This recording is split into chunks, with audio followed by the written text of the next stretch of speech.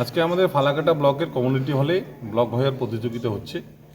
এটা অঞ্চল থেকে 3জন করে দড়িয়া এবং চট্টা দুইটা বিভাগ থাকে, 6জন করে প্রতিটা অঞ্চল থেকে আসছে। আমাদের এখানে 10টা অঞ্চল আছে, 60 জন। আর আমাদের ফালাকাটার অধীনে পুরসভাটাও আছে, সেখানে কয়েকজন থাকবেন। এই মোটামুটি 70-এর কাছাকাছি থাকবেন। এটা কিনা প্রতিযোগিতা হলে পরে ব্লক থেকে ডাইরেক্টলি রাজ্যভাবেই এরা যারা প্রথম আর দ্বিতীয় স্থান চটকা এবং দূরে 2-4 জন রাজ্য হয়ে যাবে। এটা আমাদের মাননীয় মুখ্যমন্ত্রী মমতা ব্যানার্জি যে আমাদের উত্তরবঙ্গের বিশেষ করে এই যে ভাওইয়া সঙ্গীত এবং ভাওইয়াটা যাতে আগামী দিনে লুপ্ত হয়ে না যায় এবং ভাওইয়াটা যাতে আগামী দিনে একটা চর্চাটা থাকে, এই আমাদের উত্তরবঙ্গের কৃষ্টি কালচারের মধ্যে এটা ভাওইটার সম্মান গুরুত্ব এবং আগামী প্রজন্মের ছেলেমেয়েরা যাতে এই দিকে।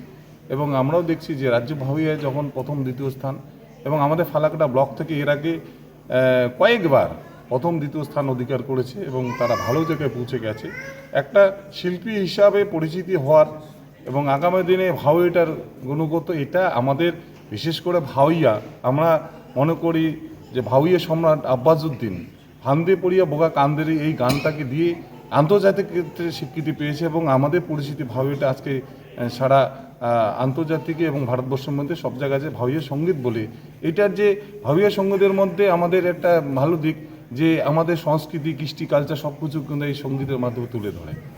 এটাই বলার যে আগামী দিনে আমাদের ভাওইয়া এগিয়ে যাবে এবং আমাদের মাননীয় মুখ্যমন্ত্রী যখন আছে আজকে শিল্পীদের গুরুত্ব, শিল্পী ভাতা থেকে শুরু করে তাদের সেই ব্যবস্থা করেছেন, আগামী দিনে আরও ভালো কিছু করবেন এবং এই সঙ্গীতের মাধ্যমে একটা সুস্থ পরিবেশ আরও আগামী দিনে গঠন হবে, একটু আশা রাখছি। এই প্রতিযোগিতাটি একদিনের?